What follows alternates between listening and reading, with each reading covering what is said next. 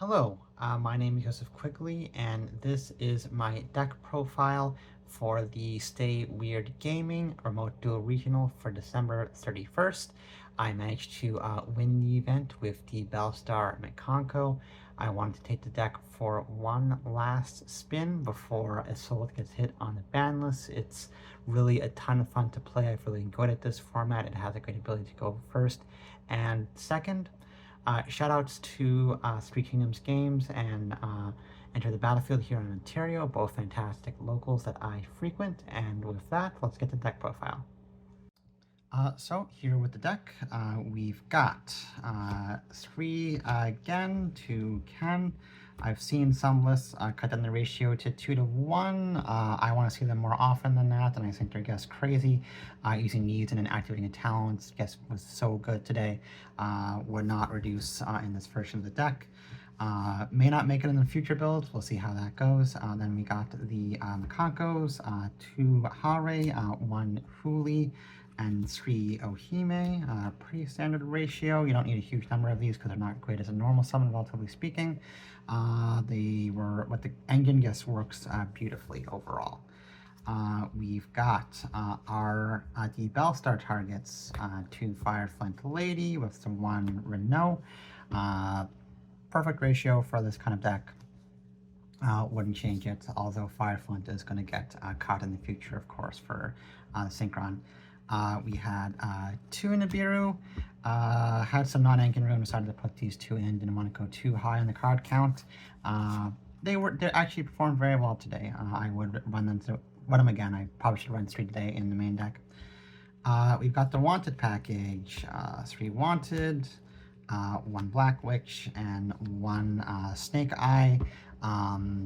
It's crazy. It'll still be run in Mikanko and probably be the best way to play Mikanko going forward.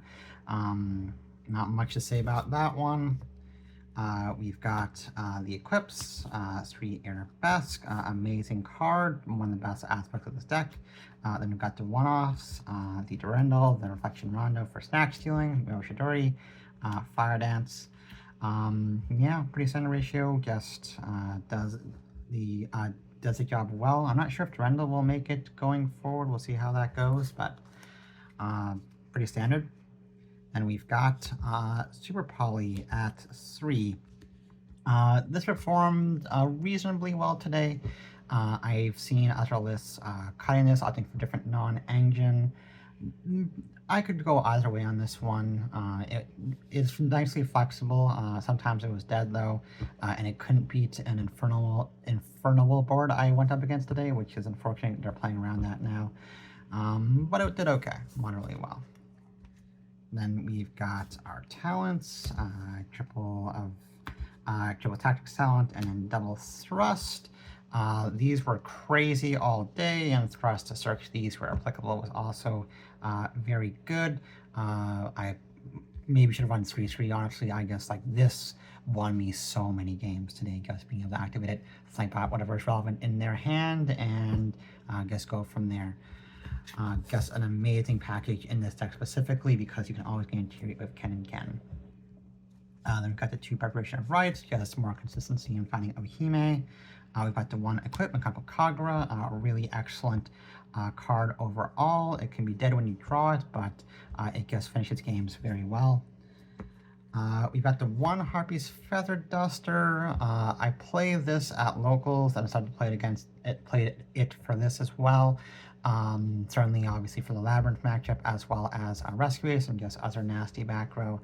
Never really saw it today. The one time I did, it got Talanced away as opposed to a Wanted, which was kind of funny, but didn't really do much. I probably would have cut this if I could have played a different card, which I'll get to. 1 Mikanko Ceremony, standard. 1 Rhoda, more consistency, just fine. And then 1 Spirit Walk. 43 cards overall in the main deck. Cards that are missing, notably, is the Magician Souls package with that and Illusion of Chaos. I really wanted to run it today, but I could not find Magician Souls for the life of me. Nobody had it. So I just kind of had to made do without it, but I would have played it if I had.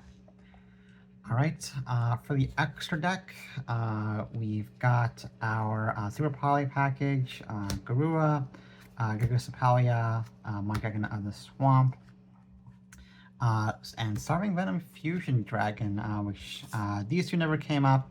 I'm missing the other critical Super Poly targets of Guilty Gear Freed, which is kind of only good against Infernoble in theory, but now they make again because Ring and you never activate it. And I'm missing the Draco Equitis, which I couldn't find either. Theory being these are like other flexible ways to potentially take on tier boards or even Vanadium boards and force some extra interaction. Migraine Guru being, I've only ever went into these two today though. And yeah, whenever I resolved and when one of these two, I tended to win. Then we've got our copy of ISOLDE, of course. I'm going to miss this card a lot. It was a very critical part of this deck, and I wanted to take it for one last spin before she went to the ban list. We've got the SP Little Knight, mandatory in every extra deck nowadays. We've got our two Charmers, Lina and Hita. I would have loved to have run Dark as well, but there's just not a lot of room with the Super Poly package anyway. We've got our access code talker for OTKing. We've got our Herald, which you can go into a reasonable amount using Renault and heart rate to make sure you get your Ohime. I did that quite a bit today. We've got Celine for link climbing. I kind of wish I could afford to put Unicorn in as well. Guess because there are situations where it came up. But this is fine, and if you get to the Diabellestar engine, you're fine. We've got Appaloosa, which was really strong today. I sometimes would opt to just end on her as opposed to the Acid Block, and she did very well. One Anima. I didn't go into it today, but in theory, it's just a way to use one of your level 1s to link climb into SP Little Knight if necessary and get that extra banish.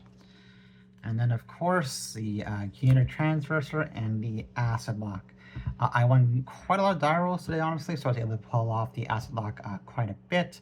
It was very potent. Whenever I summoned it, I won. I don't imagine Mikanko will still do this going forward without ISOLDE, just because getting Ken are much less tenable without it. But we'll find other combos I'm sure we can do.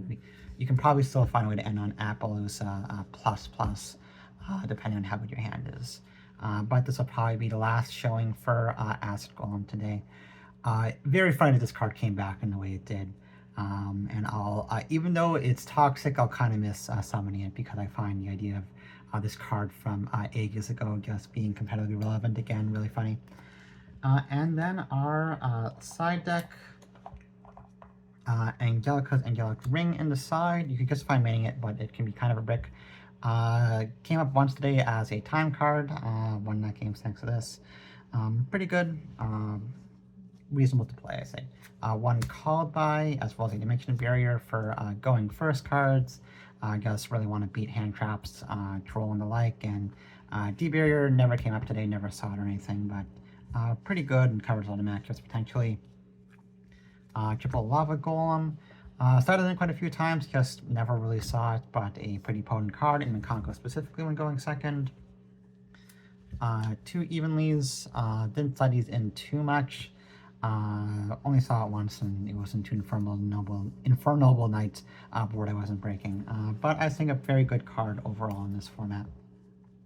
Extra copy of Nib. I probably should have made this in hindsight. It was really good today. Triple Ash. I basically only ended up putting this when I wasn't sure what they were playing because they scooped instantly after my game 1 combo. I did put this in the last round against Branded, of course. And I drew it once and didn't have to use it because their hand was very bad.